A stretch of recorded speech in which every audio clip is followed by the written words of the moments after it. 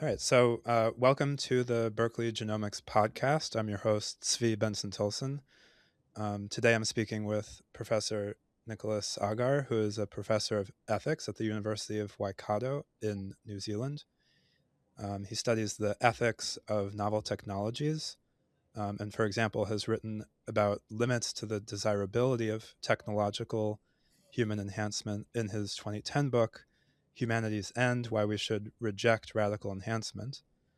And in particular, in his 2004 book, Liberal Eugenics in Defense of Human Enhancement, and also in other articles, he's defended the use of liberal eugenics, which is the use of reprogenetic technologies such as embryo selection or gene editing by parents to improve the lives of their future children with an emphasis on procreative liberty, i.e. with limited interference from the state, but also some limits.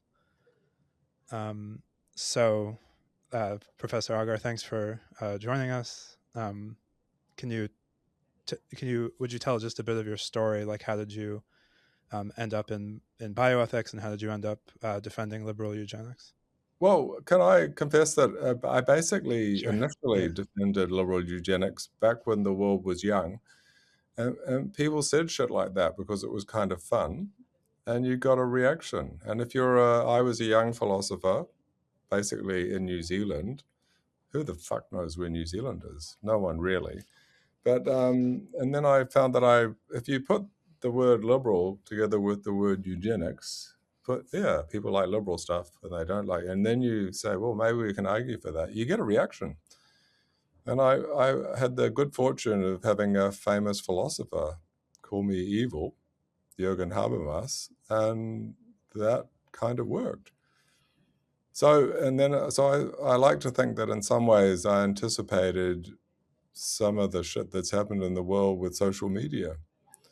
But so yes, so that's that. You, So you mean how much you of mean that you do I do? Well, that you anticipated can provocative? basically provoke, and it's like suddenly when Jürgen Habermas writes in his book about why you're the representative of Anglo-Saxon eugenics, all these people who never would have bothered to listen to a single thing I said um, rebutted me, which for my career was fucking awesome. Because how much, look at the massive overproduction of academic writing. How much of it actually gets read? I mean, not much. So someone famous said I was evil. It worked for me. But in a way, Mm. as to do I believe that? I would say that the one feature of my career over these times is a continuing and ongoing fascination with the issues, but I change my mind all the time because I find that when it comes to being human and the moral challenges, yeah, I'm having a conversation with you. I think at the end of this conversation, I will end up knowing things that I didn't know. Because I'm an old fart, you're obviously not, but you know some things I don't. And I think it's a moral and prudential obligation to listen to what people say and then modify your view in response. I mean, I was just a shit stirrer when I wrote, I thought, liberal plus eugenics. What happens if you abdicate that? So, how serious was I? How Not, serious were you? not. I mean, how serious was I? I'm, I'm serious that about some kind of commitment to a liberal approach to. I mean, it's sort of if I step in and say, Svi, I'm going to run your life for you. I hope you tell me to fuck off. I mean, Will that do. probably you're making decisions. You're probably making decisions about how you live your life that aren't the decisions that I would make if I was in your position. Do you need to know that? Um, yeah, if so, send me the list of movies you watch, and I'll cancel a few of them for you. I can do that. I can perform that service, but I don't think you want me to. And in general, I think that sort of individuals make, and one of the things I love about the diversity of humanity is all of the crazy decisions that people make. And I think, wow, I never would have done that. And then I look again and I think, well, maybe I would have. Well, I mean, I guess it's I do feel like there is some kind of kinetic responsibility that bioethicists should have or should take on. In other words, there is some sort of like urgent, not on the scale of months or whatever, but like there is an important there are important questions to be thought about and also answered sometimes because Yes, you know the technology is being developed and should it be developed and how should it be developed. yes, Yeah. absolutely. And it's funny, isn't it? It's when you, so I'm a philosopher, and one of the things that slightly annoys me are sort of people who should be philosophers who claim to be experts on the tech. So what do I know about gene editing technologies? I mean, I could probably, if you pushed me, tell you a little bit about the way CRISPR works, and maybe since I read a lot of popular sciencey stuff, I could say, well, maybe in the future it will do this. But the minute I start claiming to basically being an expert on that, because I cherry picked a whole lot of scientific articles that suited my, as when a philosopher, an ethicist looks through the literature and cherry picks, yeah, they just cite the stuff that they like. They're not giving a balanced assessment of the entirety of the scientific literature as a scientist would. So I like the idea of people staying in their lane and not kind of intellectually overreaching. I mean, I think my experience is that there's an issue. There's a tension. I appreciate very much the thought that you know the world is very very large. There's many different areas. Each area itself is too big for one person to understand, um, and so we have lanes. But also we do need some degree of integration and Oh yeah. consistency finding. Well, I So how do think, you? Yeah, I mean, go my ahead. view is that's what I mean, everyone hates the humanities, right? Because there's no money in it. But that seems to me to be the mistake, because in a way, the humanities philosophy, as it should be, isn't pretending to know the science better than the scientists, but it's thinking about what humans are and what they want. And then as soon as you think that question, there are a million fucking ways for humans to be. And you can't know all of those things, but you can basically be interested when someone says, I don't take that attitude at all.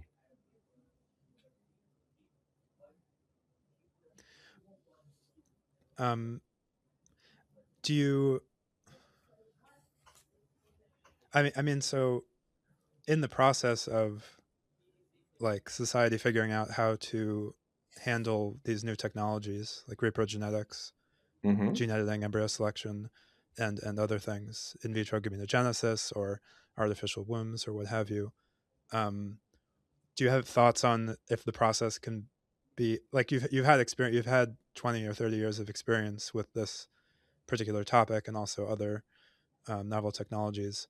What do you feel like the process of society reflecting on what it wants and what it wants to do with these technologies? Do you feel like that process is going well, or how would you improve it? Well, I think my view is that it's weird, isn't it? In a way, it's almost like people, oh, the state of the world, everyone's angry and all that. And I think part of there's an upside to that. People are angry because for a long time, when you talk to them, they've just been taking it. They haven't felt empowered to protest.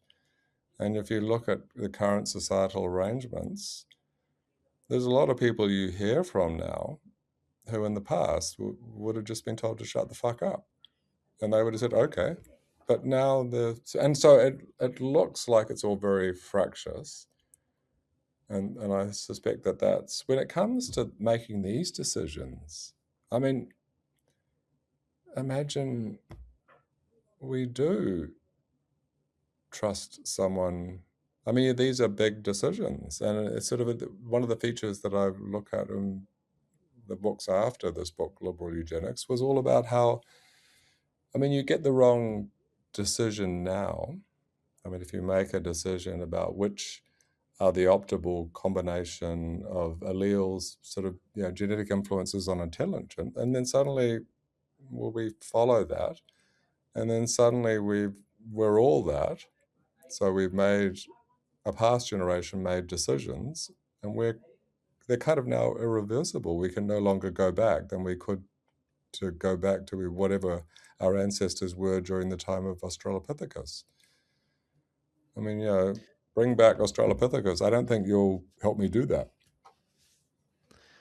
So this has what you're saying has hints of C.S. Lewis in The Abolition of Man, where he um, discusses the scenario of a single generation kind of reaching mastery over Mm, the ability through biological or social means to yeah. control the next generation, and kind of accrues the ultimate power to itself, and in doing so Mm. makes the next generation But I think that's actually a lot inhuman. of, Yeah. it's amazing how often you find that sentiment being expressed. And it's interesting to hear it and not just brush it off, but to actually give it. I mean, the the humanities for me. There's, well, okay, you've told me that thing. I mean, I haven't seen that sentiment as expressed in C.S. Lewis, but it's something I should take seriously. Oh no, that's just stupid. That will never happen. That's a mistake. Um, do you so you see so one thing I'm hearing is that you see people generally not taking um, potentially important considerations seriously Yeah, and brushing yeah. them off or giving an easy Well, defense. but it's a busy time, isn't it? Um, and it's like there's a lot happening. Just in a few days' time, I'm going to be on a panel talking about social media bans for under 16s in New Zealand. Mhm. And yeah, that's turned into a shit fight. And it's like, it seems like if you're an ethicist or a humanist looking around, well, there's no shortage of issues. It's not as if, oh, everything's awesome. They're going across. Yeah, you have a respectful president who's doing everything right. He cares. I mean, if you want to live in that world, then you can just relax. But otherwise, you do have to think about ways to express what you think. Mhm. Um, so you have your positions on liberal eugenics have evolved. I, th- I What were the biggest like considerations that you took on board that changed your views? well, just listening to people basically. But I do actually believe that, right. I mean, what's changed in my view is that you go from a situation where, oh, I'll choose the genetic material of my child, and I'll just choose whatever I think is best. I mean, that was a science fiction thought experiment.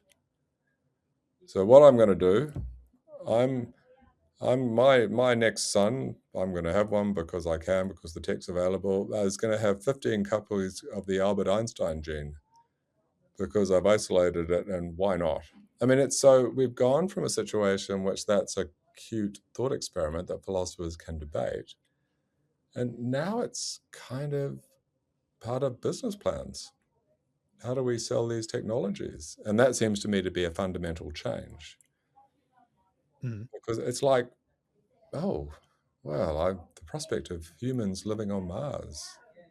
Oh, that's a fun topic. Well, now people who want to do that are seeking investor capital to do it. And I think it's incumbent on philosophers, the humanists, to acknowledge that change. Now these are doing it, and now it's sort of almost like, I think once you cross into the age of human enhancement, it's not everyone will enhance themselves, but in actual fact, where enhancement techs are a live option. I'm going to enhance my kids. I mean, back a couple of decades ago, that's a joke. Now, yeah, I'm doing it. Well, what are you choosing? What techs are you using? Cybernetic? You're doing that? And that, I think, just that's the kind of the C.S. Lewis sort of the point that you just mentioned I mean, that's a change. That's a big change. And it's best to make these decisions collectively rather than just to stumble into them. So, I mean, um, I guess one moral principle that is appealing to me is something. So, yeah, I mean, I feel myself caught between these two poles. Not that this has to be two poles, but there's the pole of, on the one hand, I'm kind of by nature techno optimist, broadly Mm-hmm. speaking, Mm-hmm. um, and I do want, I do want enhancement. So, not just so, of course, decreasing disease risks, but also things Yeah. like increasing intelligence or other so-called moral enhancements I feel more queasy about, but still Yep. interesting. But also, I have I've looked at Fukuyama and Habermas um, and Sandel, and I and there are several important moral points here. One of which would be I do want to stay human for a good long while. I do want us to stay human together for a good long while. Yeah. And so one kind of one kind of broad line, I think somewhere in your book, Liberal Eugenics, you quote someone talking about the leash. I can't remember if it was Fukuyama or who. Oh, The possibly. leash of a variation Yeah. Yeah. where the genetic, just being a human, being like Yeah. a member of the human species, puts a some kind of like Yeah. there's a Yeah. broad range of variation of different traits or whatever, but there's an envelope of human variation, and I feel good about kind of staying within the envelope for a Yeah. good long while. So I would propose, um, potentially enabling parents to select strongly for intelligence or other similar things up to the point of being like a very, very, like even a world class intellect potentially, but not much further than that. But I, that's I view interesting. that as, So yeah, it seems to me that the discussion, the discussion you've given is appropriate because you've mentioned all of the relevant considerations, and it's much better that you make those decisions given your awareness rather than people just walk into it. Because I think Elon Musk did that. Okay, it's good enough for me. So yes, but I mean, I guess in a way, and you are probably aware of the fact that once you make these decisions, well, if that keeps happening, the decisions that people will be making about their human, maybe human offspring in 100 years' time are going to be quite different. Like, yeah, so they're going to be keeping within the envelope or conforming to the leash, but the leash will be a different one.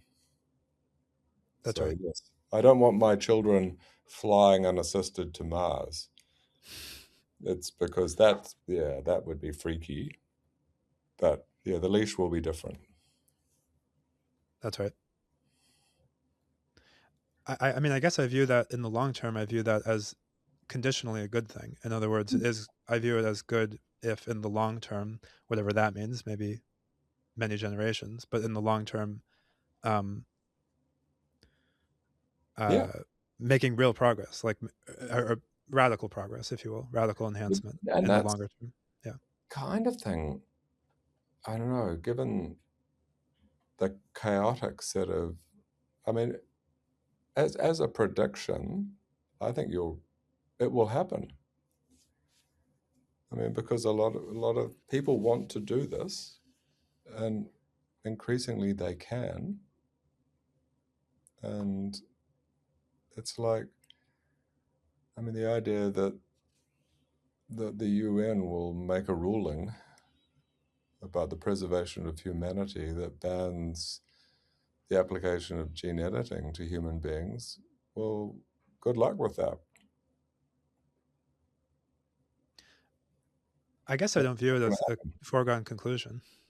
Well, I'm okay. It's not a foregone conclusion, but can I think? Can I invite you to think about the future in a slightly different way?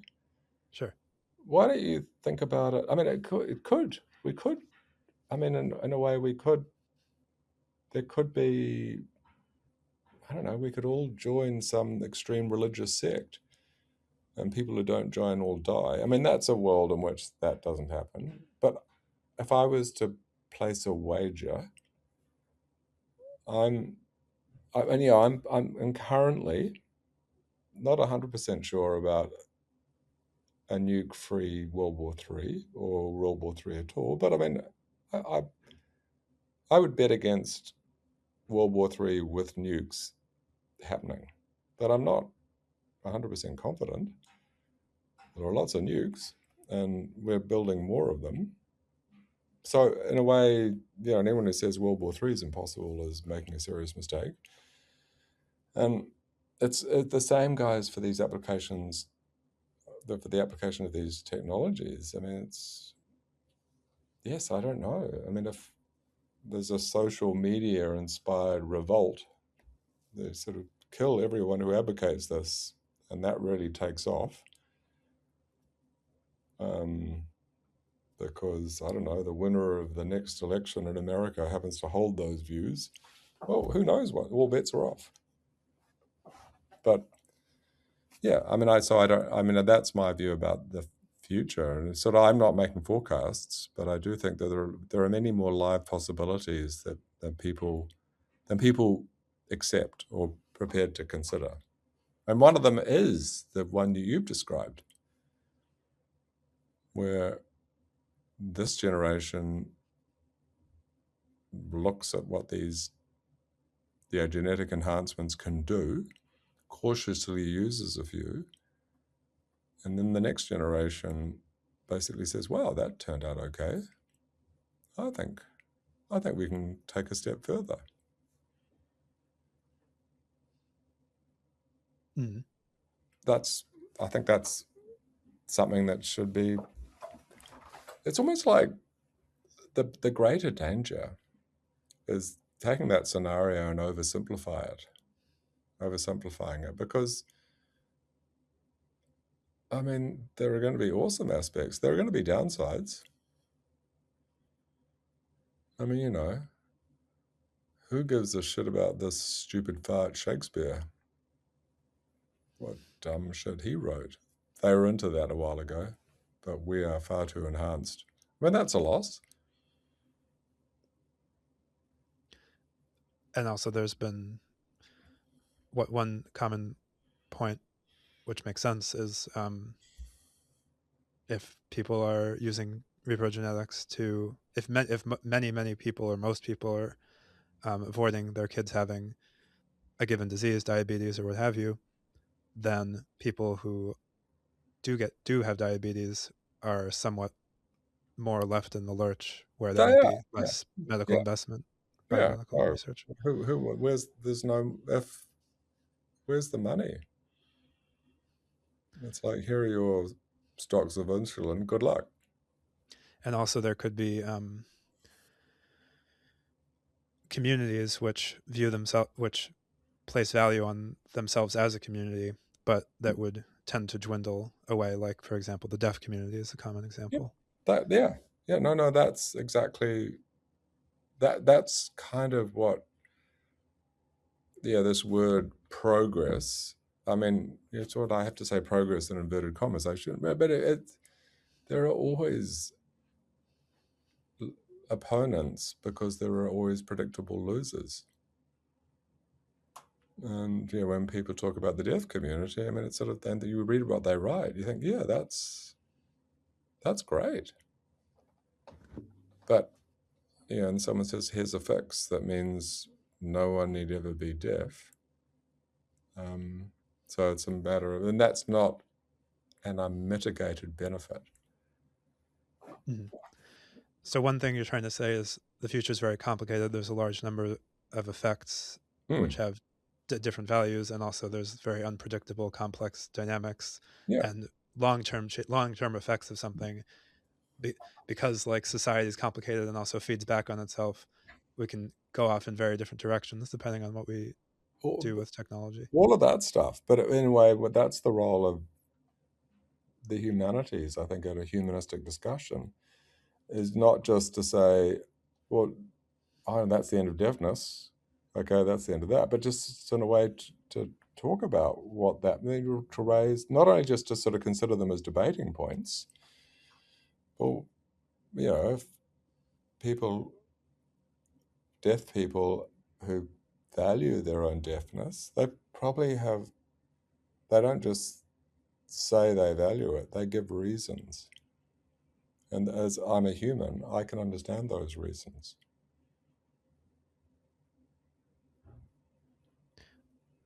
Yeah, like for example, even just the language is a completely different language. It's not, it's not Yeah, just English yeah, with your hands, but it's a yes, totally different language with its yeah. own But it's interesting, meaning. isn't it? That's a totally different language. And you said, oh, well, I'll never get that. It's not even worth trying. But I mean, in a way, engaging with it, I mean, I can try to engage with it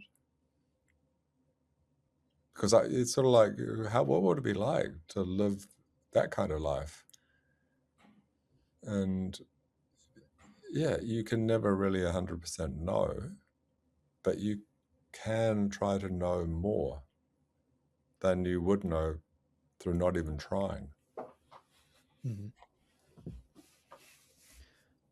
I mean, I guess my kind of more pragmatic picture is something like um, being highly pluralistic about values. I mean, you mentioned pluralism um, in your book, and there's Hmm. also others have written about. I forget her name. I didn't actually read the paper, but there's some, procreative pluralism or something like that, where the idea is, in contradistinction to classical eugenics, like early 20th century eugenics, where um, although eugenics was extremely varied um, ideologically and politically and everything, uh, there were racist eugenicists, but there were also relatively non-racist eugenics proposals that were still evil by our standards, Yeah, yeah, involving it's in, coercion and yeah. but I think that's an interesting thing when you look at the evolution of those kinds of debates. It's funny. I mean, they're not just abstract debates, debating points. It's one of these things, the philosopher's debating points. Let's have I don't know, there's an obscure point in Anselm. Let's have an intense dispute about that. But just sort of in a way, many of the academic sites is sort of like, well, no one probably outside of our circle cares about that. So you can tell that for these debates, a lot of people are interested. And that tends to make them messier. But that's actually means that they're really worth having in a way that is open to the messiness. Have you had an experience? Can you say something about an experience you've had of first thinking about something in an abstract philosophical argumentative frame, and then getting more insight to an actual person or community or Well, practical things? just by basically, so I still am a big believer, I always have been, and sort of like if you're writing something, then you've got these things called students, and they sign up for courses. And I've always thought, well, I'll try some of my ideas out on them. And when I first published stuff on liberal eugenics, I thought, well, I thought this will be a good topic. This will get them going, and I'll try my ideas out. Then I'm like, I'm a good arguer, and it was interesting to me. Yeah, they were ill disposed to treat it as just a debating point, and there were people who came up to me in my class and said, "Oh, I wasn't a professor then, but they said, Dr. Agar, do you know what this your proposal would mean for me?" And I found that I was I was interested, and I mean they didn't even have to call me evil. Can you give more, maybe anonymized, but like, can you give an example? Like someone said, I have this disability or this Well, condition, so there were, and you had discount. yeah, I mean there are other. So one of the disputes in New Zealand is currently about relationships between the Pākehā, the European colonizers, and Maori, the indigenous people. And so certainly there were students who said, so if these decisions were made by certain people, what would they say? I mean, would they generously offer me the power to eradicate the Maoriness of my genetic material? Because, New Zealand, we have this stuff called racism. It exists. And they're aware it's better to go through life not suffering it. So, they knew how a liberal might market this stuff at them. And I thought, yeah, well, that's, a liberal path to no more review didn't seem good to me. In fact, it seemed actively bad. And it caused me to modify, because I had all of these, oh, well, of course we must, the kinds of protections that liberals tend to install. Oh, what do you do if someone starts shouting hate speech? Oh, well, that's okay. You blah, blah, blah. It's all perfectly straightforward. But then you look, well, what's the effectiveness of these restrictions? It's a little bit like asking how much Meta really wants to remove offensive material. A little bit, but not so much. Do you um yeah, I mean that's something that I've struggled with. Well, in general, there's the general category there is the question of, I guess you could say, soft eugenics, or a different frame or a different category would be coordinated choice problems. You Mm-hmm. discuss in your book the issue of like parents choosing positional goods like height for Hmm. their sons. Yeah. Yeah, a student had a brief call with me, and she brought up a similar point to the Maori point, which was uh, there's a thing called skin bleaching or face bleaching. Oh, right, right. Yeah, yeah, yeah. Yeah, I didn't know that. So apparently, it's very common. I think especially in Africa, Hmm. if Yes, I I've my read research, about it. Yeah. where yeah, people will use chemicals Mm-hmm. to make their skin lighter because Yeah. of yeah, whatever ambient social racism, Hmm. discrimination. Yeah. And so yeah, there could be like a soft eugenics of whatever is socially acceptable or Yeah. stigmatized exerts control even on parents who have like technical, they have the, even if the government does not restrict their choices and the technology is available and accessible to them and is technologically safe and effective, able to make the change, Yeah. parents are still constrained, and perhaps in bad ways by But I think social. that's So actually how, yeah, what do you? one of the things I believe in is actually often getting some of these debates, moving them down from the level of principle.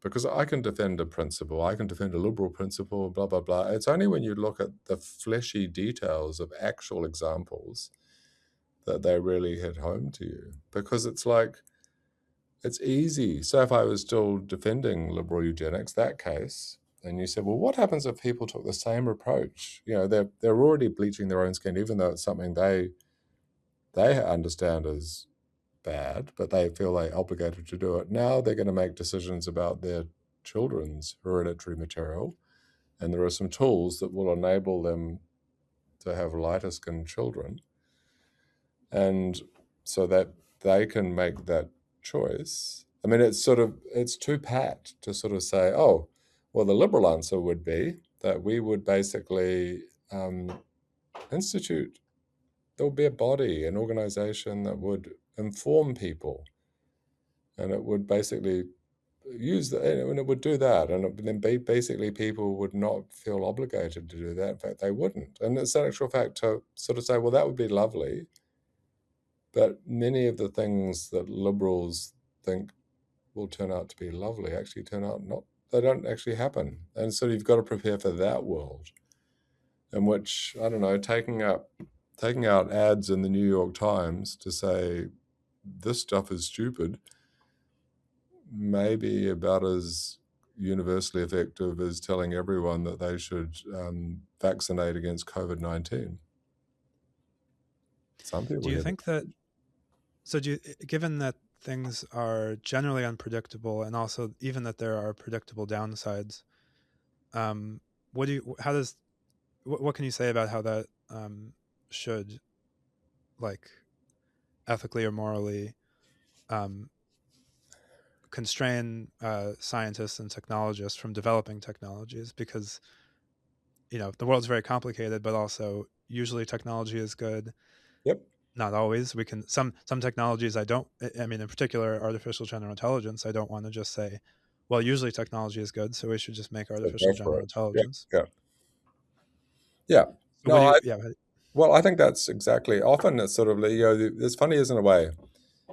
Philosophers will sometimes say, "Well, here's my argument for why that will never happen," and then we're done with it. But then you sort of want to say, "Well, what if it does happen?" And then it's sort of in a way you can't just say, "Oh no, I've told you it won't happen," because there are lots of things that people of common sense would never happen that do happen. And then it seems to me that you can't just resort to just saying nothing. I mean, you have to actually be alert to the possibility of that, and then at least um, have thought to mitigate the harm. So you can sort of say, well, yes, this shouldn't have happened. It did happen, but we thought about it, and here's something that we will collectively do to respond to that. And actually, when you think in those terms, there are actually quite a few things you can do that work. Just being open to it, but you sort of recognize that recognizing the obligation to say something rather than just saying, "Oh, don't worry." Under a liberal arrangement, that would never happen because a liberal state would just clearly recognize that that's wrong and it would make it illegal. Mm. I mean, so well, I guess I'm still curious. So wait, let me check that I understood what you just said. What you just said was we should. I mean, often in my thoughts is like this tripartite question of like, um, if we are bringing up like an issue of here's something that might go wrong or right with reprogenetics. Mm-hmm. Um, I mean, prior to any judgments, we would want to just continue being open to learning more information and stuff. Yep. But in terms of conclusions, there's like this tripartite thing of like maybe we should just not do reprogenetics, Mm-hmm. or maybe we should just do it. But then within should we do it, there's how should we do it and how should we not do it. Yep. And so, I mean like that. for example, Yep. for That. example, Sandel's worry is about and a common worry that people have, which is legitimate, is that parents could view their children as commodities, Mm-hmm. or as being manufactured. And Yep. as you wrote about this touches on Kantian ethics. Mm-hmm. Uh, so I mean, like a really simple thing, which is hopefully obvious to people, but it would be worth kind of like writing down in some sort of official guidelines or something, is just explain to parents, even just technically, this does not you're not designing your children Mm. even from just a technical standpoint of what the technology can do. Yep. um, we if you take intelligence as an example, maybe we can nudge the expected mean Yep. IQ score, but we don't know what that means in terms of how that will affect various traits. We cannot decrease the variance much. Mm-hmm. So you could be surprised in any direction. And your child will be a full autonomous human with their own thoughts and decisions. So you will, as a practical matter, you must be open to the unbidden, just as with a naturally Yeah. conceived child. See, that's what you've just said there is a very useful thing to say. And it seems to me that there's one mistake we can make is saying, well, oh, well, it won't be universally effective, or people won't understand it, or there's lots of things. Whenever you have useful advice, it's a little bit like saying, oh, in general, it's best if you're going to be infected by COVID-19, it's best to have the vaccine. I mean, that's a useful thing to say. But of course, there are examples of people who won't hear it. But it seems to me that giving examples, any bit of useful advice you give, there will some people who will say, yeah, I'm going to get blind drunk and then drive. People do that. But that doesn't sort of obviate, or doesn't, never, you should still give the advice because enough people will understand it because it's, sorry, this is maybe a liberal buyer, but it's reasonable. Yeah. Oh, yes, you made a choice about your future child. Here's some things you shouldn't believe about what you're going to get. Now, if I walk out of there and say, well, I put 10 copies of the Einstein gene into my future child, so therefore they're guaranteed to come up with scientific discoveries that are 10 times better than anything that Einstein came up with. If I still believe that, well, I'm an idiot, but it's still useful to say. Because, Mhm. yeah, that's the more broadly that is understood, the more reasonable.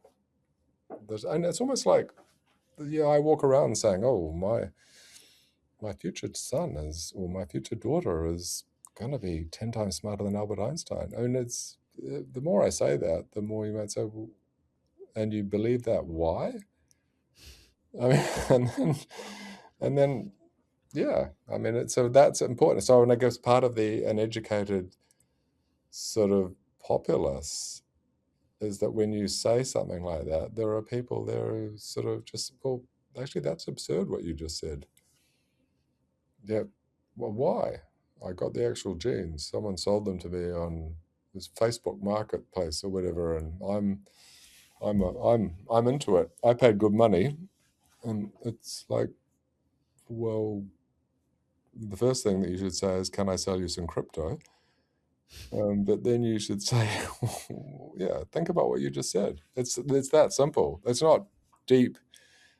Here are all of my books. Read these academic articles, Mhm. but just think about what you just said. Do you? So a thing I've been struggling with a little bit, not that much, but a little bit, is um, I guess some of my like youthful optimism or whatever is shaken, both in terms of the government being able to hold to liberal principles, Hmm. and then also the social milieu or the like social group epistemics of, let's say, America. Hmm. 'Cause that's where I live. Yep. Uh, how do we? What do? I think when I'm like a general thing I'm struggling with is when do you, when slash how do you advance these powerful technologies, given that yeah, some people will misuse it. But isn't it in a way?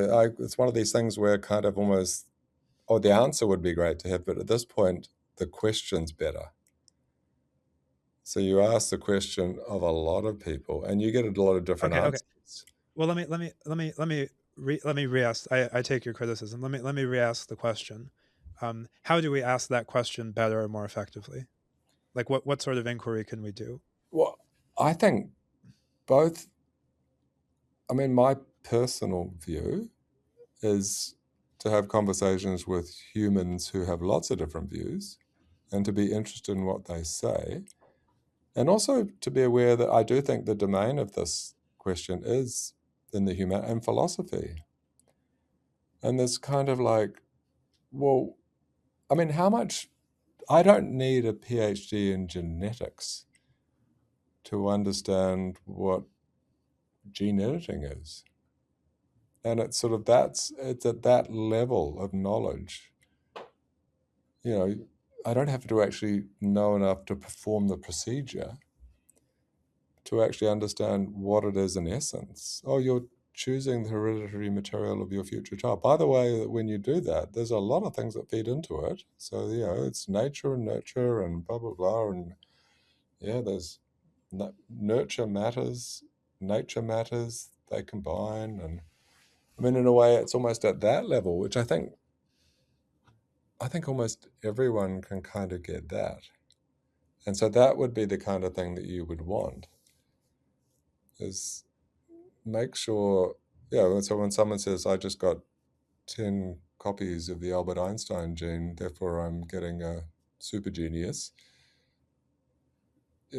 you can give an answer to that doesn't say, well, of course, you've got to tell them to go to Berkeley to get a PhD in genetics. No, they need something more basic. Yeah, I think that's right. There are some important facts about genetics and reprogenetics, but they should be able to be communicated Yeah, they should be in communicated. And it's an all like, hour or two. Yeah. I mean, how do you, to an intelligent person who says, oh, science, I've always hated it. Well, it's almost like you can sort of say, well, this is the kind of thing you're considering having a child. Is something that you should know. Mhm.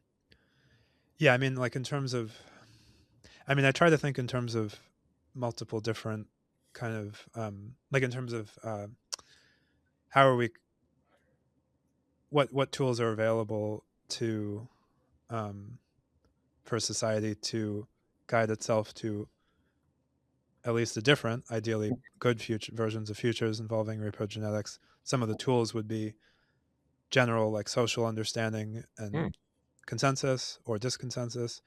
Also, state regulation Mm-hmm. or restrictions against the state regulating, and then also like professional ethics and standards, where like even if there's no rule saying, even if there's no state regulation saying that you cannot make a child deaf, Mm-hmm. most or all clinics might um, refuse that Yeah. particular service. Um, and also there might be standards on, if you're offering a polygenic score, as is currently already happening with some companies, you must submit it to this third party Yeah. body, which will validate your prediction ability. If you're offering these services, some professional norms of like how to communicate to clients about to parents about the meaning of these things. Yeah. But that's good, What do isn't you it? But I think that's very reasonable advice. And it's almost like the only mistake is to think one there's a one-off solution. Just do that. I mean, in actual, the things that you've talked about seem very reasonable to me. And I know that basically individually they'll be insufficient. But if you have a lot of these things, yes, I want, I'm going to have a child. I would prefer to have a deaf child. I'm just like that, you know. I mean, it's so.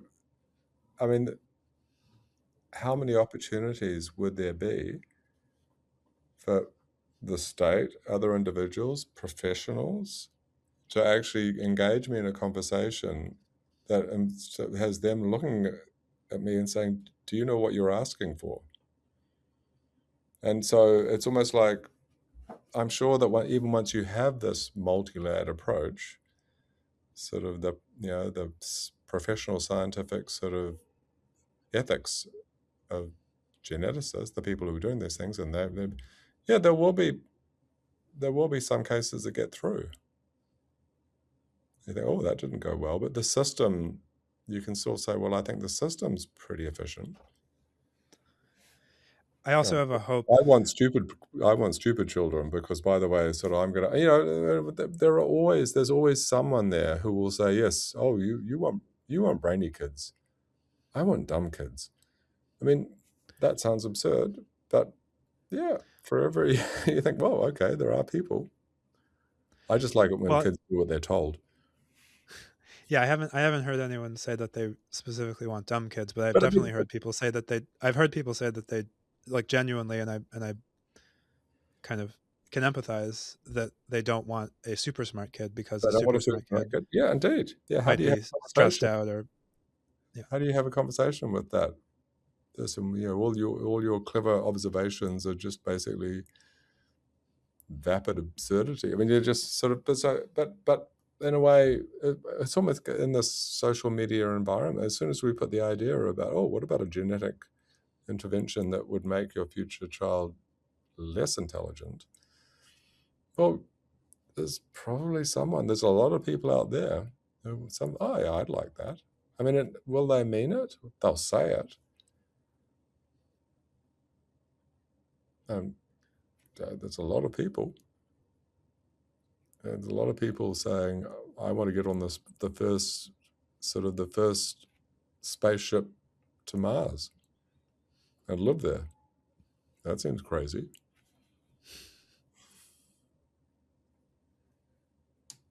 Yeah, I think it's a cool idea, but I don't want to be the in the Yeah, first million. yeah.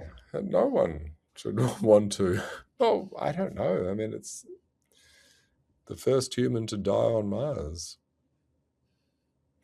That's fame.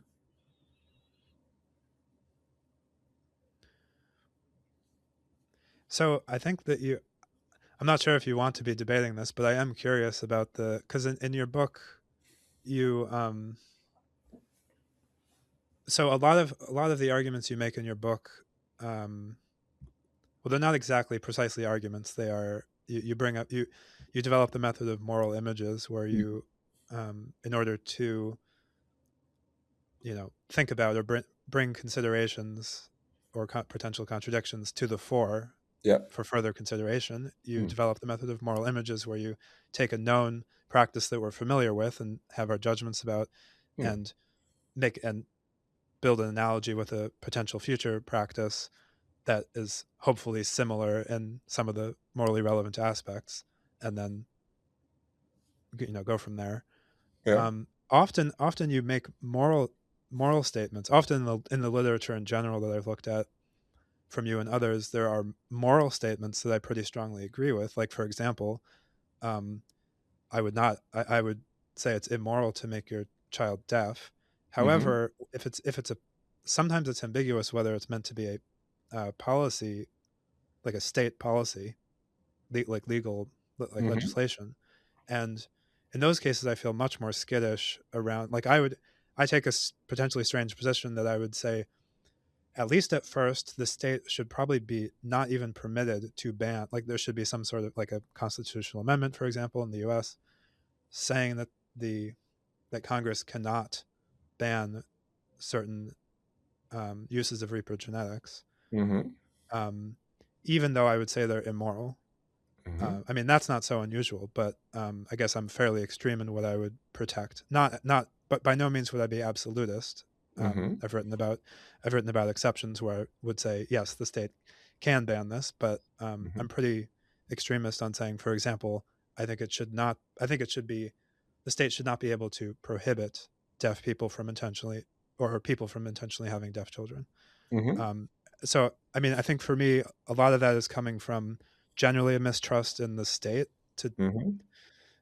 do things well, and also just the almost inherent like violence or badness of infringing on autonomy, Mm-hmm. and also practical difficulties.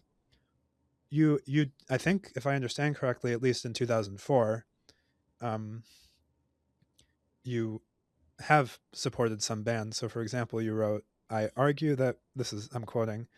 I Oh, argue that we you should should never ban." quote people back to them because you can't use my actual words against me.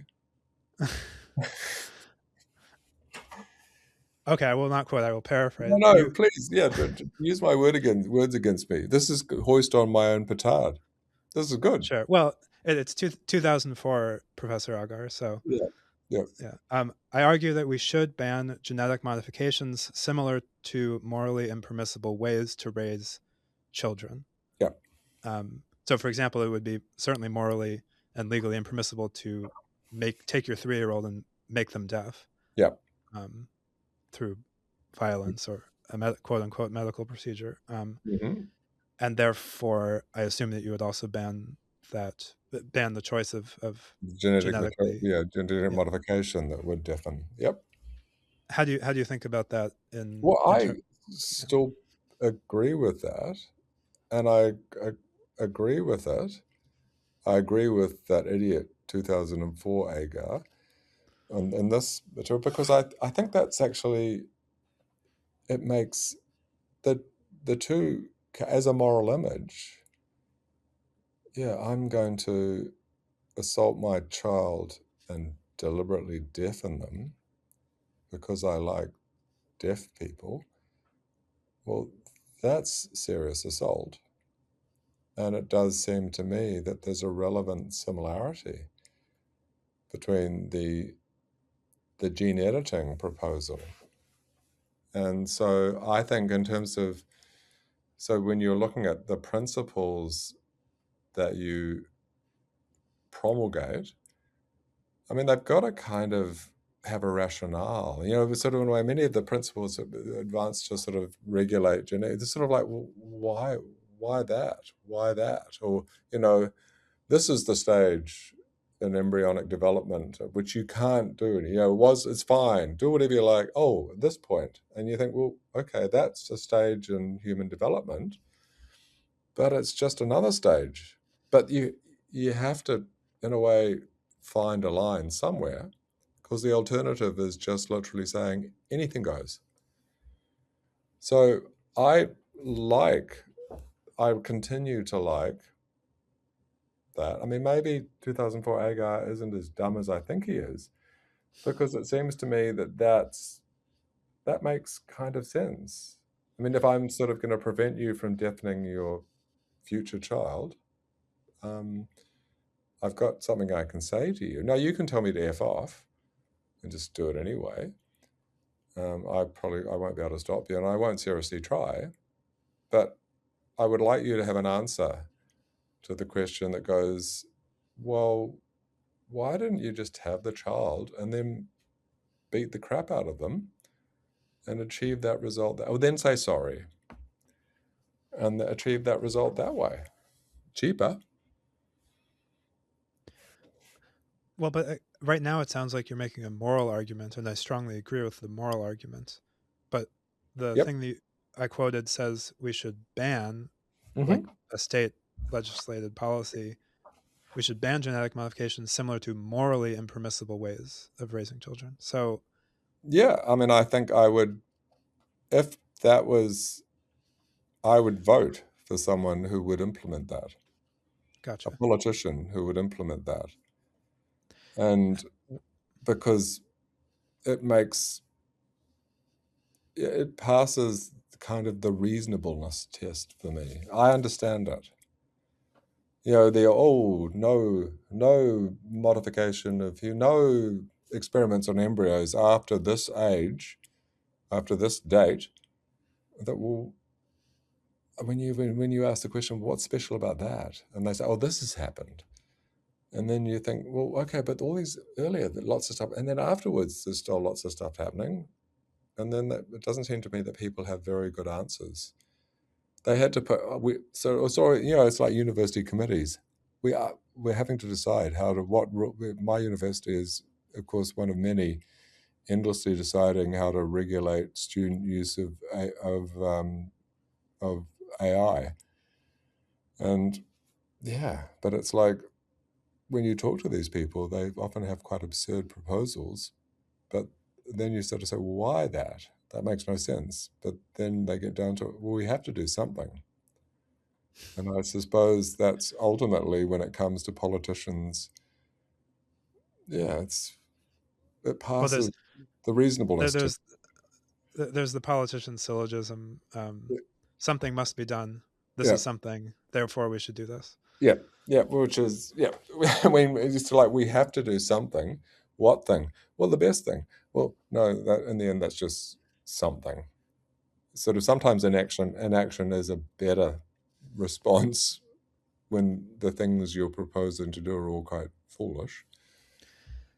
I mean, I But guess to me, basically, evolving over time, it's like I also believe in kind of an experimental approach.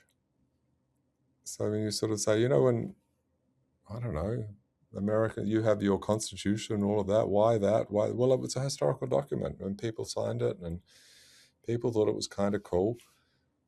Well, ultimately, in New Zealand, we don't have that, so we don't care about what your constitution says. I mean, you know, I'm angry because I don't have the right to bear arms, obviously, because there are people who annoy me. But in actual fact, I don't care because, yeah, there's in America, there's obviously a founding document that has that in it.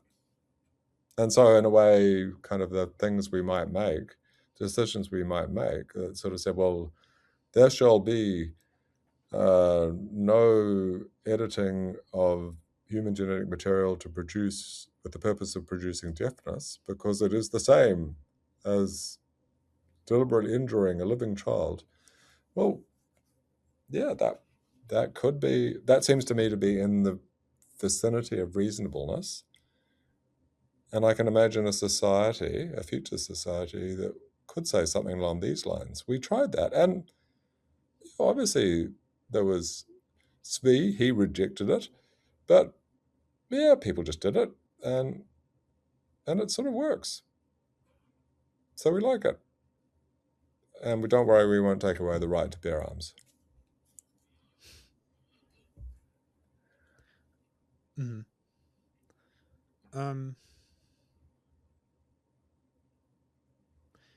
yeah, I guess I don't feel bad about a future where there are regulatory regimes that differ around the edges like that. I do feel bad. I mean, I guess like a lot of what people worry about, and a little bit what I worry about, or also want to head off either way, is just like classical coercive state eugenics. Hmm. Um, and so I think like part of my thread of thought here is how do we have like very like a clear um, like opposed ideology, like you know classical eugen.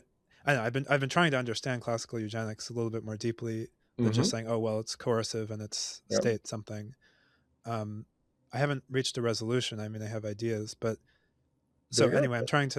I'm trying to understand the drivers behind that so that we can so that if it makes sense, we can have like a coherent, solid opposed ideology for this is how we use reprogenetics in a way that's you know, empowering to children and doesn't trample But rights and wouldn't it be doesn't lead interesting to if bad outcomes. in a less fractious world where we weren't all gearing up for World War III, um, wouldn't it be quite cool? I mean, if we sort of made use of the diversity, so you had sort of different societies that, well, we're going to try this. We're open to these technologies, and where you're able to sort of, next generation, people look over and say, wow, we had a ban on the genetic, deliberately producing deafness. Over there in Iceland, they went the opposite way. And yeah, things seem better over there. And that seems to me to be, that's in a way would be maybe a reason for me to say, well, yeah, okay, maybe let's get rid of that. We'll go with Tsvi on that. Maybe he was right because the Icelanders seem to make it work. Mm-hmm. Um, well, I guess in your vision, if you have one for liberal eugenics, um, so the common question is who decides? Yeah.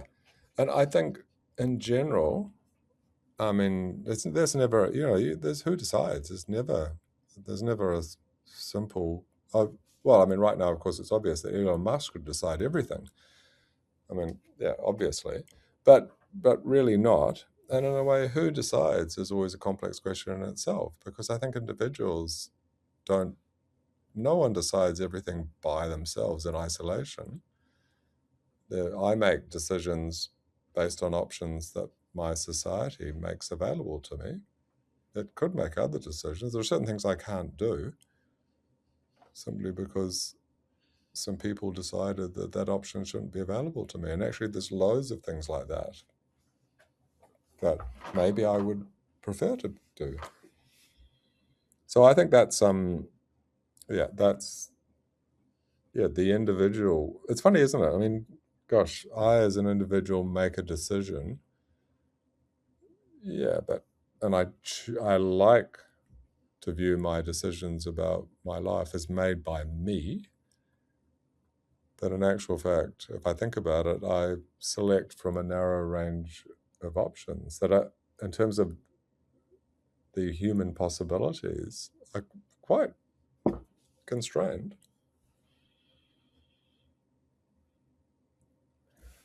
Yeah, like, why is this illegal? Well, there are many things that just are.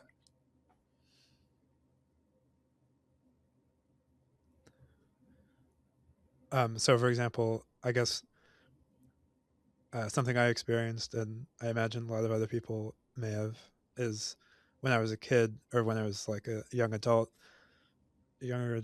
I thought like, I don't want to do heroin, but why is it illegal? Like, shouldn't it Hmm. just be? Yep. Isn't it Yep. better if it's legal? Even not that it's good. No one should do heroin, but shouldn't Yep. it just be legal? Yep. And then now I'm just like, yeah, you should make that illegal. Hmm.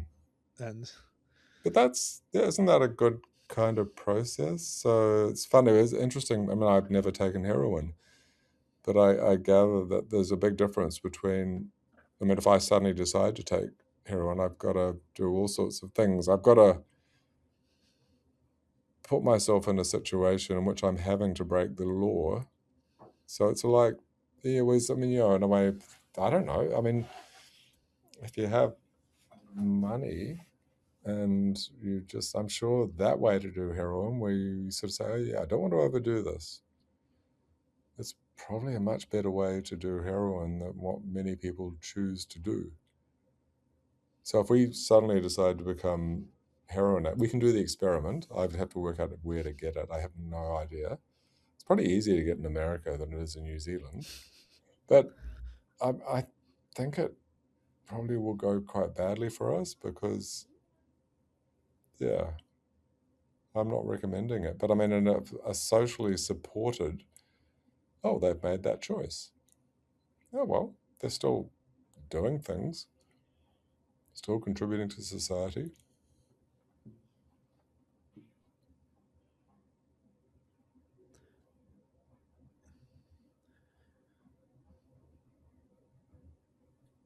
I mean, I guess I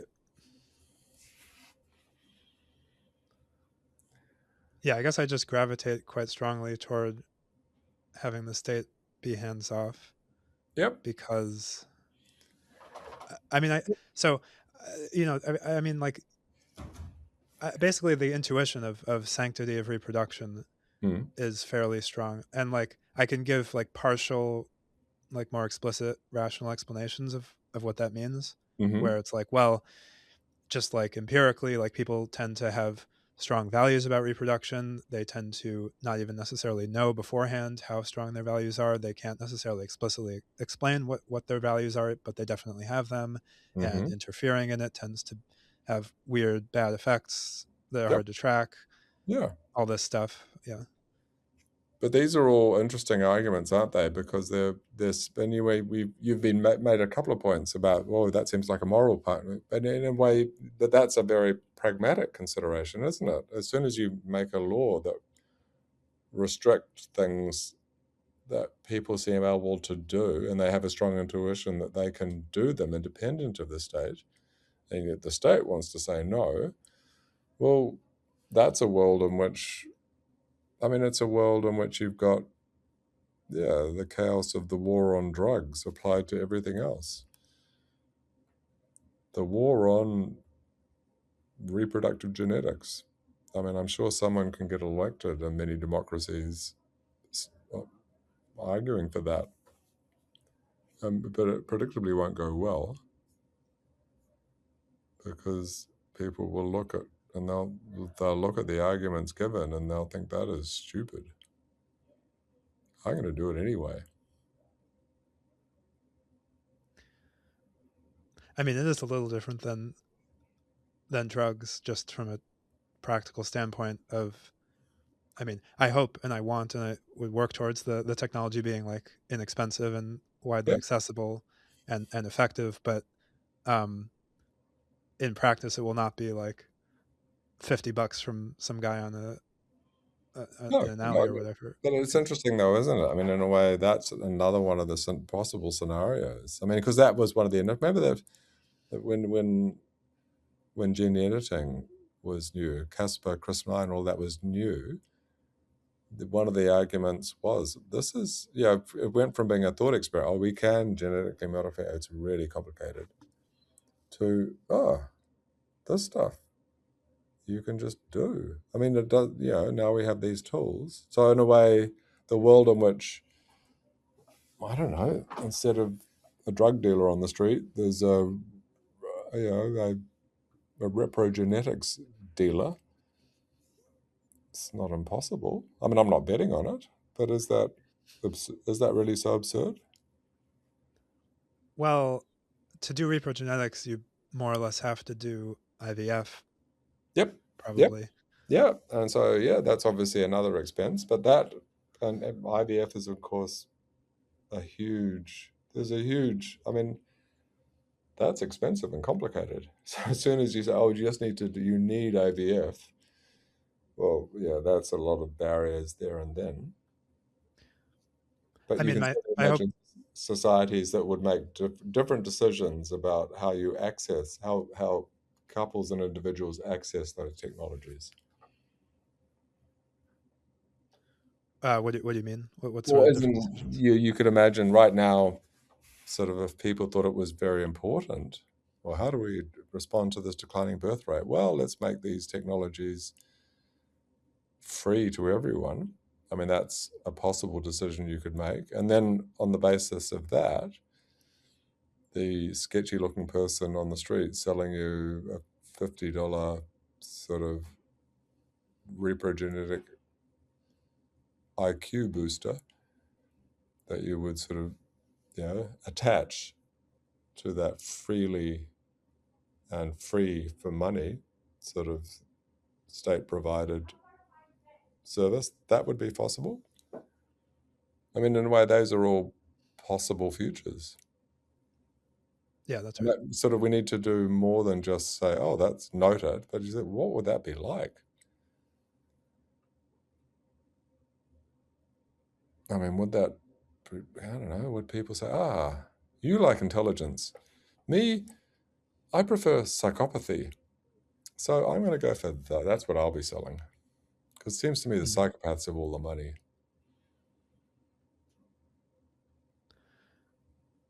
I mean, I struggle with that type of example because I'm kind of like I'm a little bit torn between. On the one hand, that's you're more like pointing out like we're more like pointing out just like a problem with society, and then just saying, well, reprogenetics will still be subject to this problem in society. Hmm. Um, but also reprogenetics could, of course, exacerbate it or It could exacerbate it, whatever. could Yeah. mitigate it. I mean, there's so many possibilities, isn't there? It could, and as soon as people say, oh, hang on, there are genetic variants that are linked with psychopathy. Hmm, okay. Maybe we don't want more psychopathy, but that in itself prompts a discussion about how you could have one without the other. And that's not impossible.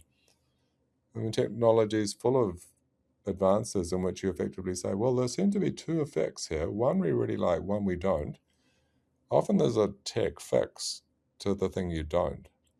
And would be interesting. So you take seriously this debate. You say, how would this go?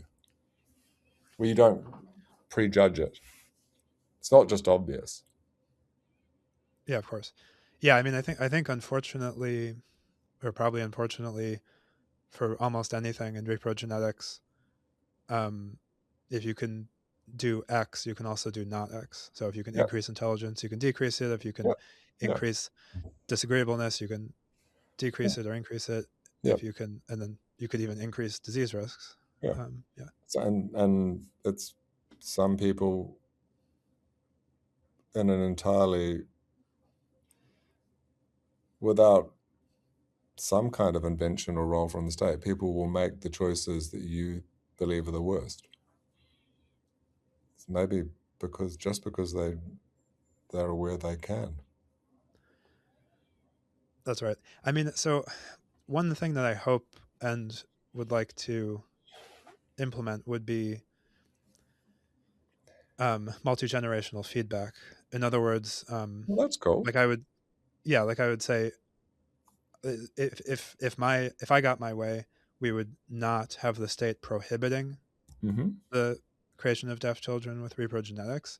Yep. Hopefully, it wouldn't be widespread, but if some people do it, then the kids can then grow up, and probably should be they. It's like mandatory that they be informed when they're 18 or whatever, or something like that, maybe, of the fact that they were reprogenetically influenced, Hmm. and then they can take ownership of their origin. um, to reference Habermas's argument, and say like either I'm happy that my parents did this, I don't think this should be banned, or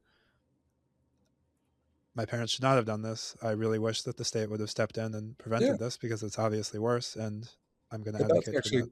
that feedback, the last one you've got, that's important, isn't it? Yeah. I mean, in a way, who are the people you should listen hardest to? Well, the person who expresses that is someone you should really listen to. Yeah. 'Cause they're not just viewing it from a distance at the rose-tinted glasses, saying, "Oh, well, there's a downside to everyone." Yeah, don't worry, you've yeah, look at all the good stuff. I mean, I even would consider, I don't know how this would work or if anything like this has been done, but some sort of self-regulation of communities or something, Hmm. like the, if I don't know what the polite term is, little people or dwarfs, Yeah, um, people with dwarfism, kind of like, if they, to the extent that they have a collective, like a community that can speak yeah, as a community, they could say yes or no, that yes, this should be banned, or no, it should be yeah. permitted, And or they what have know you. more about what it's like to live that way than you or I do. Right. So if they say sincerely it's awesome, well, then we should at least listen to them on that. Hmm. Could you see yourself being swayed on the question of deaf children? Um, yes, yeah, Okay. absolutely. Um, so yes, I have a deficit bias, and I sort of look at deafness right now. And at the moment, I'm thinking of all the things that. I mean, this conversation would have been more difficult had I been deaf. So I'm seeing that. But if a sincere deaf person would say to me, "Yes, but you get all this other stuff," I'm listening. So I tried to track down, the only example I could find where there was sort of public media that I found was Jehan McCullough, who was there's Yep, the famous case of the McCulloughs, yep, the deaf lesbian couple who sought a yep, sperm yep, donor for yep. their child For the Gavin, but deaf, yep, their previous daughter was also, it was the same. hmm, It was the same sperm donor, yep, um, and she, I found one interview where she, well, she seemed happy. She seemed excited about the deaf community, um, and yep. talking about that. And then she's also a successful lawyer who even did a oral argument, as it were, in court and won, Great. which is an interesting anecdote. Yeah. And that's actually part of the full picture of deciding whether or not. I mean, a policy of banning that um, should be sustained. Because if you're seeking to ban something that, it's like trying to ban music because you don't like it. Well, some people like it.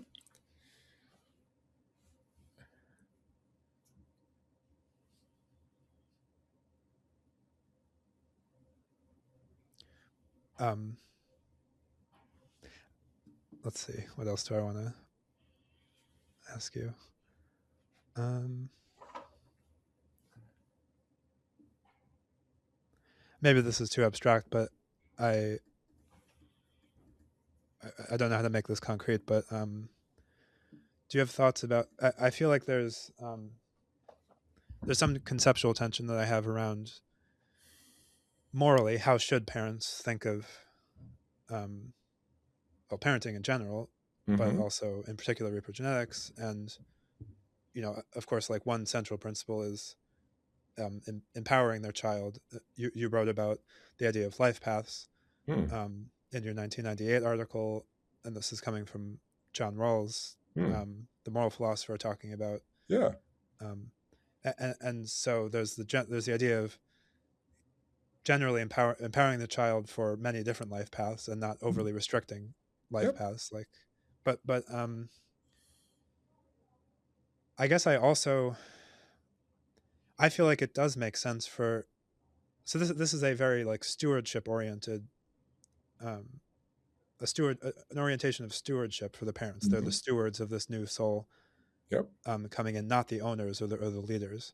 Yep. Um, and I mostly gravitate towards that. But on the other hand, I also, it's not like completely.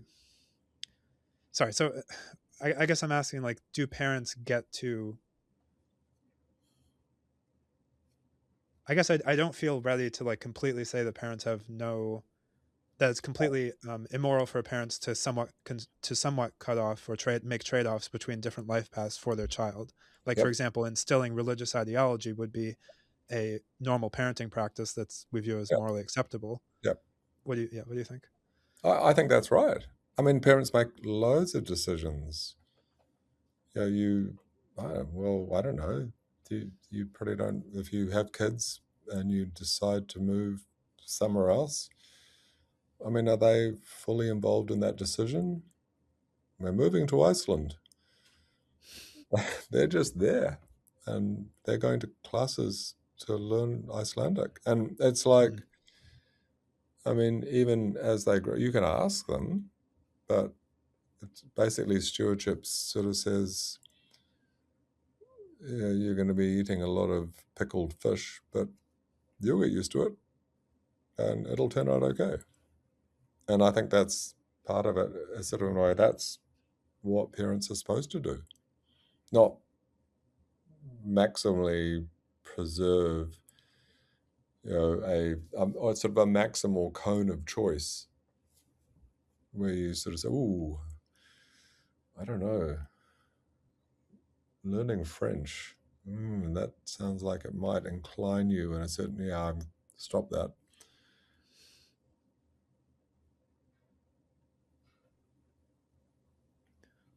So yeah, parents make considerable choices, and many of them they're making trade-offs all the time. And I think we, in general, I mean, who's in general, and there are always, of course, you can have a Netflix series on these cases in which people make these decisions incredibly and deliberately badly.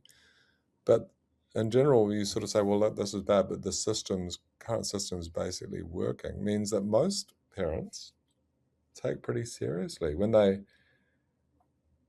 choose an educational path that takes away. They actually, in general, say yes, but it's giving this thing, and I think that's and and they reflect on their own lives and say, well, I liked that, and I'm trying to guess. I can't guess about the future world that my child will grow up in, but I think it will. I'm going to go with it probably involving the same kinds of benefits and costs.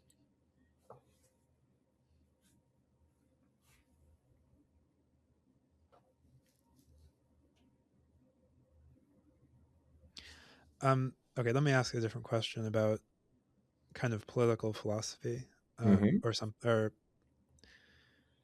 um, I guess one approach that one perspective that leads me to take this kind of like pretty strongly, um, keeping the state out, is something about like trying to build like a contract or a coalition that is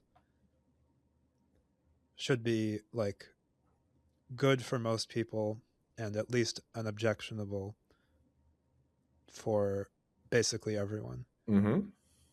Where I feel like the objection that I would have to someone else making their child deaf, Hmm. it's an important objection. I don't, not saying like forget about it, but it does feel like a less strong objection than I would feel towards the state, um, trying to regulate some of my genetic choices I would want to make for my future children. And Yep. then so the like the policy level question, for example, um, should you ban people from making the child deaf? Hmm. Like you're giving a very strong reason to object Hmm. to a small set of people, Yep. and that seems uncomfortable. Seems bad. Well, that's okay, but I like the way you've described it because you've described it. It's almost like maybe it's a moral argument you're going for, but you're also kind of gesturing toward, dare I say, the political process and public debate, where it's kind of like, when people go up and say, well, this is it, I will not, you know, my right to bear arms is absolute, and I will, blah, blah, blah. When actually, no, people are generally reasonable. And if you let them, they will say things like, well, I love guns, they're beautiful technology, but uh, lots of people have been shot. I can see why you object to that. And I can see why you say it makes everyone a bit scared. I mean, people are generally reasonable, and they're able to approach these things. When you sort of say that, one problem with moral philosophy is, oh, well, here's my moral argument. And often there's an incentive to present those arguments in absolute terms. Like we all turn into Kant, and you can't really negotiate with Kant. He just knows you're evil. But in general, that's not how people are. That in general, people are kind of reasonable. Oh yeah, okay, Yeah. um, I'm prepared to get ground on that. So I think I would be in favor of the state at this point banning deliberate deafening, but I'm also I'm not Kant about it. It's like, yeah, as soon as you say, oh look, it happened in Iceland, and every everyone is pretty happy about it. And then maybe I say, well, are they just saying that because you're paying them? No. Look, they seem pretty confident that it's gone well. And yeah, they can't do things, but then it's true. What about you? You can't do lots of things. You can't fly. Does that make you miserable? Not yet. Yeah, not yet. There you go. We're good. But that's, in a way, that's true, isn't it? Isn't that the way we think about these ideas? I mean, we're not Kantians. Yeah, that's right. Um,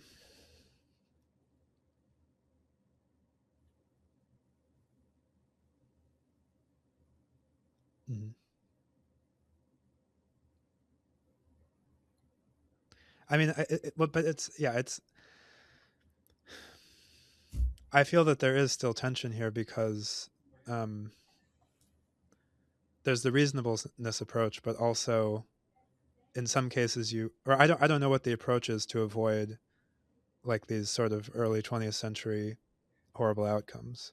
Mm-hmm. Because to a significant extent, like I'm just saying, like, me and also all my friends, other people who think about reprogenetics, we just really don't have these like ambitions of controlling the population Mm. or having one race win over another or Yeah.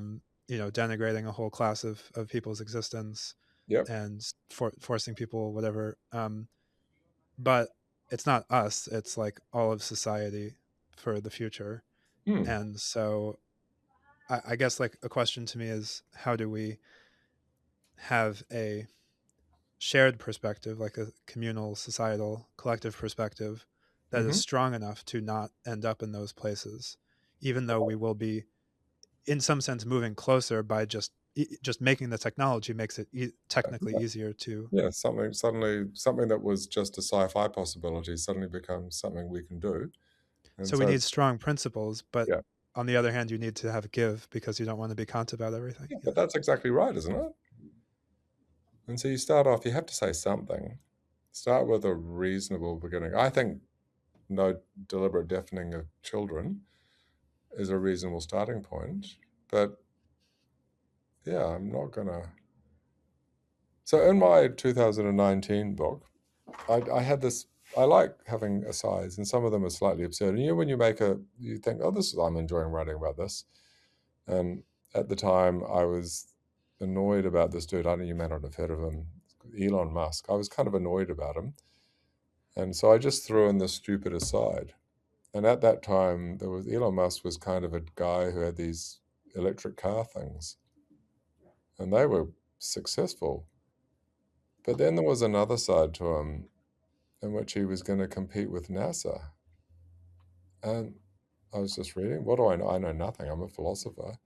And that just seemed to me to be stupid. How can a dude who makes electric cars compete with NASA? Never going to happen. And then it kind of happened. And so you, in a way, everything we say now is a hostage to fortune. And yeah, that bit of my book, you might say, well, why did you say that? It just seemed fun to say because I didn't like him, and it's yeah, but that turned out to be that was a prediction about the future that didn't really turn out,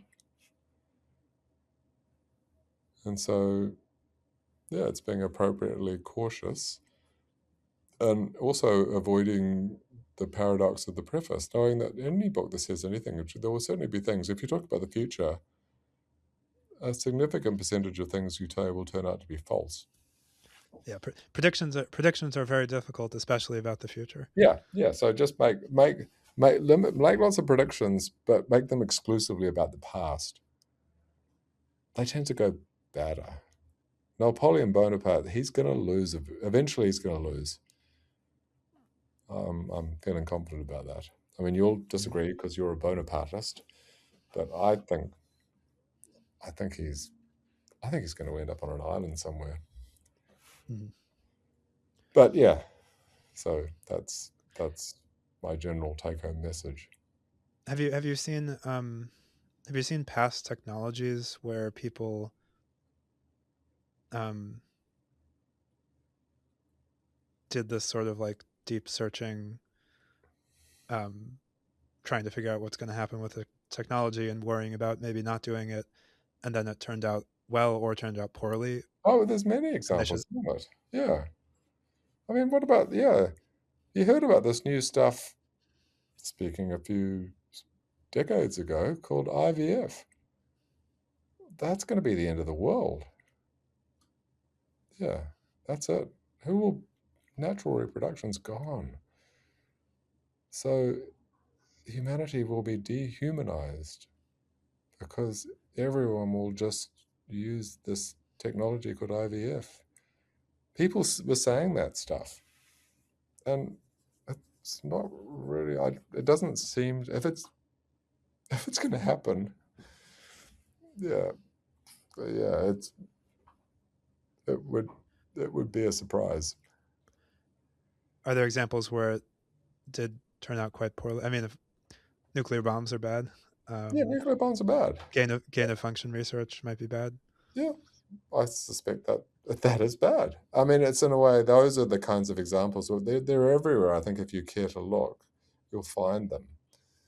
And it's sort of like it's a matter of the gain of function. So, I mean, all these things. The right response is not to say ban it, but at least be aware it's a possibility. And then because when you're aware it's a possibility, you think, well, this could actually happen. And then you think in terms of mitigation. Well, what happens if gain of function research led to a virus that could do that? Ah, that would be bad. Oh, well, don't just say that would be bad. Give me a sort of a story about what you would do when it comes out in the New York Times that it's just happened. Give me a story where you say, yeah, okay, and but we didn't want that to happen. It happened. We are now doing this rather than, whoa, that was bad. That person's evil, which is really a non response. Mm-hmm. Are there examples where you feel like it has borne out that they meaning the whoever was developing the science and technology, um, or whoever was supposed to be thinking about the ethics and the policy, where they um, didn't foresee enough or didn't react enough when bad stuff was happening, and that led to further bad stuff happening? Um, Crypto? Okay, so people being scammed because Yeah. there's because enough oversight. yeah, and I mean, would you like to be richer than you currently are? Hmm. Yeah, everyone would say yes. Oh, have you heard about this thing called cryptocurrency? Interesting. Just yeah, give me $1,000 and I'll put it to work for you. As soon Hmm. as you give me that $1,000, well, you've just given $1,000 to a stranger and join the crowd of people who are saying, "Whoa, I've seemed very credible to me." And there was, and this guy I was speaking to, I thought he was like a philosopher or whatever, but he actually has a website. I don't know. He somehow worked out that, and he's got. I put my thousand. I saw the page where my money was, and it's sort of like, yeah. So that's in a way that those are predictable, and it seems to me that they are getting worse. But they're everywhere if you care to look for them.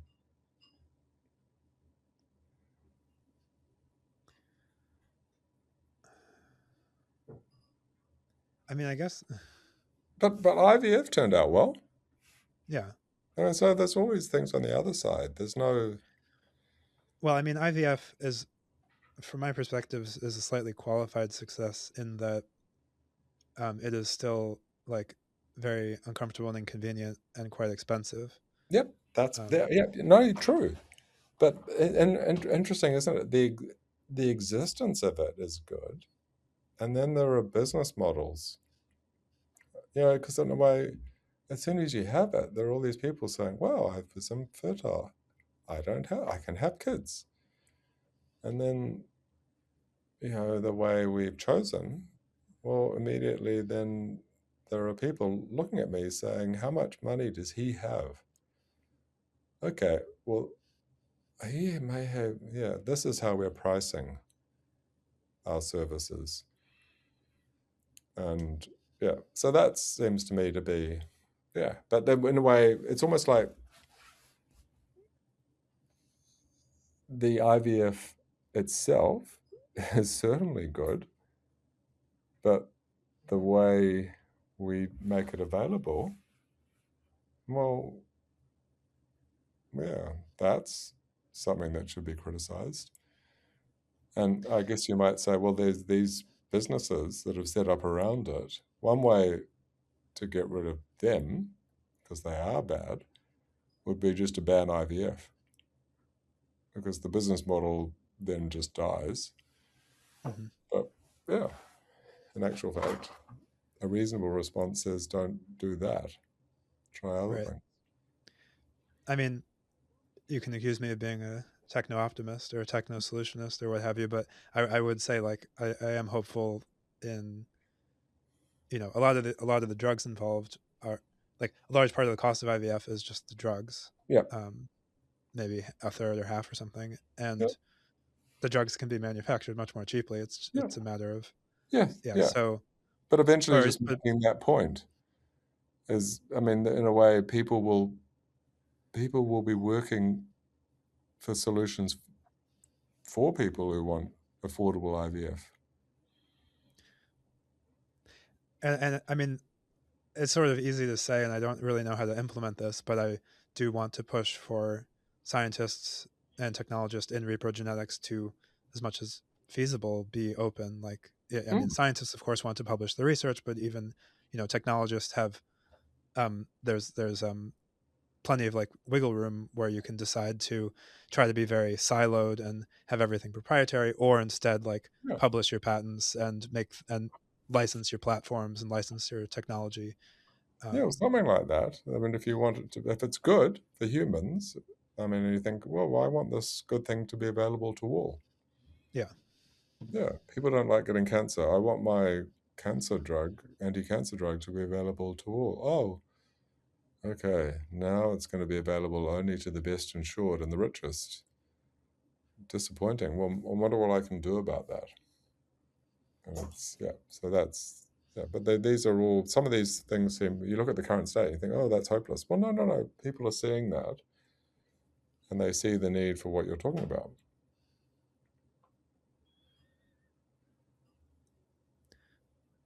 Um, So I could go on and on, but maybe we want to Awesome. wrap up. Do you have Lovely. No, that's all do, good. Good luck with that. okay? Do Yeah. you have any other things you want to touch on No, no, no. AI or what you've been thinking? Okay. I'm going to go and get some lunch. Yeah, yeah. Yeah. Thank But you so much. This is a good conversation. lovely chatting with you. Yeah. All right, this has been Professor Agar. Thanks so much for coming on. Have a good day. Thank you.